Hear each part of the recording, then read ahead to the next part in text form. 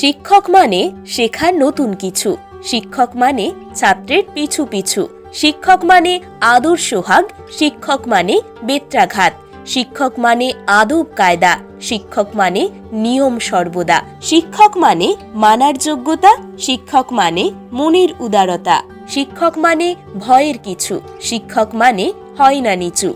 আপনিও কি শিক্ষক শিক্ষিকা হিসেবে নিজেকে প্রতিষ্ঠিত দেখতে চান? তাহলে আজই বিএড, ডিএলএড এবং এমএড কোর্সে অ্যাডমিশন করান।